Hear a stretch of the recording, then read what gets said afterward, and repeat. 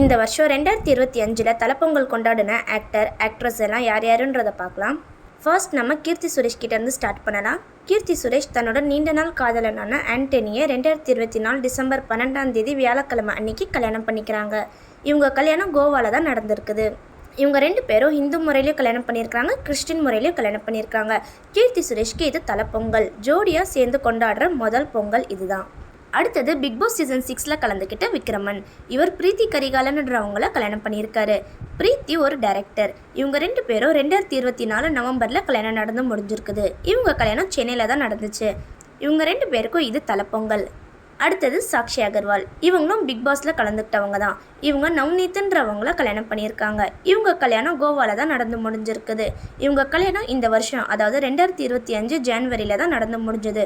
இவங்க கல்யாணமாகி கொண்டாடுற முதல் பண்டிகை இவங்களுடைய பொங்கல் பண்டிகை தான். இவங்களுக்கும் இது தலைப்பொங்கல். சரத்குமாருடைய பொண்ணான வரலட்சுமி சரத்குமார்.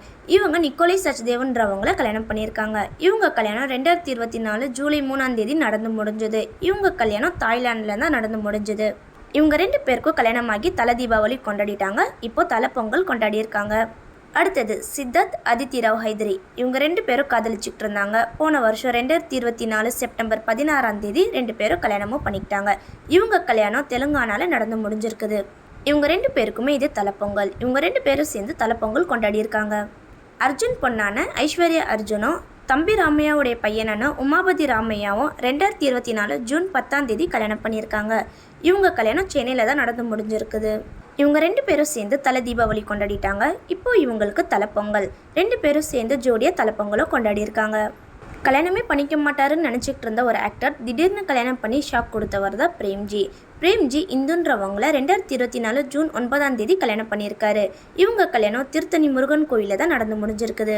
பிரேம்ஜிக்கும் இந்துக்கும் இது தலைப்பொங்கல். இவங்க 2 பேரும் சேர்ந்து தலைப்பொங்கலை நல்லபடியாக கொண்டாடியிருக்காங்க. அடுத்தது லப்பர்பந்து படத்தில் நடித்த ஸ்வாசிகா.